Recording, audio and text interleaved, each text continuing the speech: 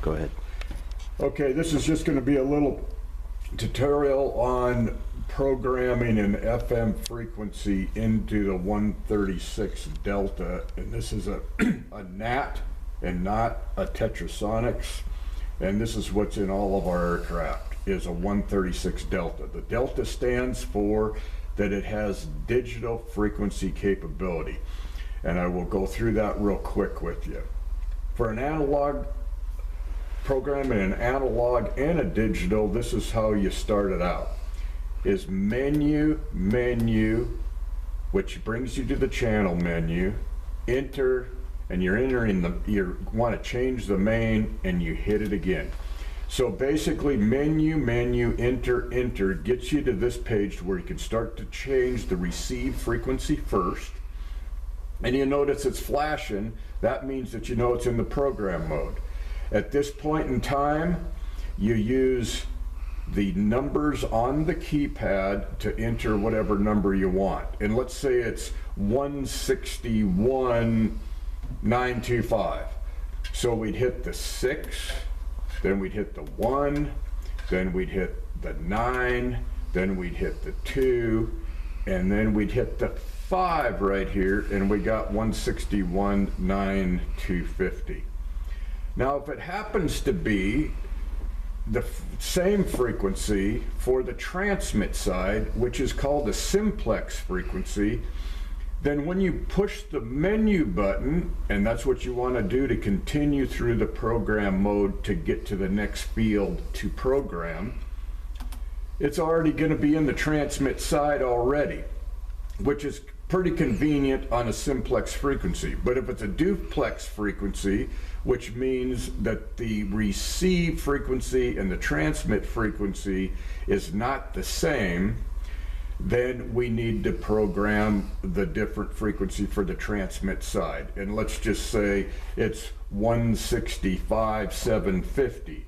So we got the 1, we got the 6, which we can still push it again, and the 5, and the 7, and then the 5, and then the 0 for 750. Okay?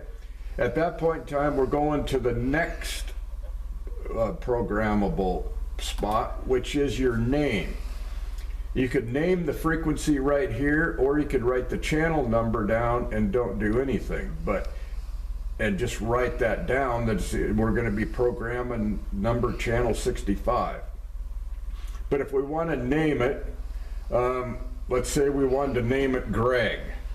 So you would go to the alphabetical characters that are on the keypad, and as you push them, the 4 is going to come up, the G is going to come up,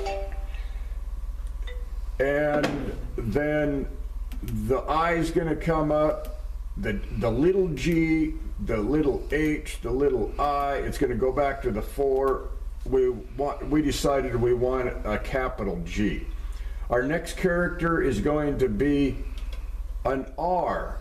So if the character that you need next is not the same as the button that you just pushed to get the G, if it would happen to be an H, an I, or a 4 that you wanted next, then you would need to move your cursor over to highlight that H. But in this case, it's not, and we want the R, which is different from the keypad that we just used. It will automatically move it, so you'll see it here. We want the R, excuse me, it would go back here. I screwed it up. I'm going to the G.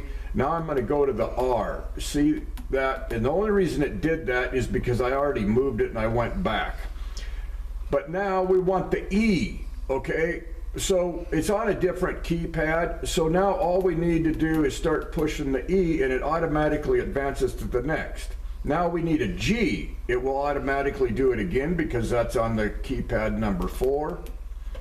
And if we just want to wipe out the rest of it, we go to the 1 and just go down to there. Now we want the same thing, so we got to move it over, go down to there, go down to there, go down to there. Now we just got Greg in there. Now we hit the menu button again. The type of frequency on almost every one of these frequencies that you'll be getting, and it'll be noted if it's not on your frequency list, but they are normally going to be narrow on an analog frequency. There are some wide. So on this spacing, you can go up and down arrows, you can get narrow, you can get digital, and you can get wide. But this one's a narrow frequency, so we're gonna have the narrow in there. When we get to doing a program on a digital, that's the only thing we do different, is we put that on digital here. But we're gonna have it on narrow for now. We want the transmit power on high. That's good because it can be high and low, but we want it on high. Now, if we have a tone on the transmit or receive side, which the majority of the frequencies are only going to be toned on the transmit side, and let's say that's what this frequency is. We don't have a tone on the receive side. We want none right there. So we're good. That's not going to put a tone in the receive side, but we do have a tone on the transmit side, and let's say it's 110. So we click it again, we see it's transmit, and if it comes up on none, we need to move this not to the DCS, but to the CTCSS, push menu again, and then we can go up and down because all of the tones that you'll be given are already in the radio.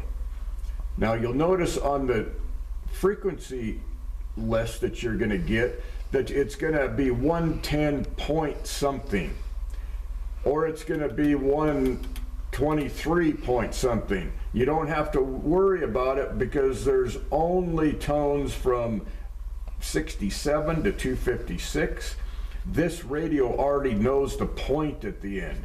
So all you got to do is push the 110. Don't worry about the point on the end. Now, if you push the menu button again, you're going to go back to the frequency that you put in your receive. This is the way you can check it. Make sure that you got the right frequency there. Now you push it again, you're going to go to the transmit. Make sure you got the right transmit. Make sure you got it named the way you want it. Make sure it's on narrow. Make sure it's on high power. We don't have a tone on the receive side, but we do have a tone on the transmit side. It comes up that with the CTCSS.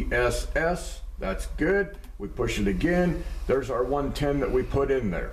Now we want to save what we just put in because we got everything corrected and we know it's correct. We push escape once.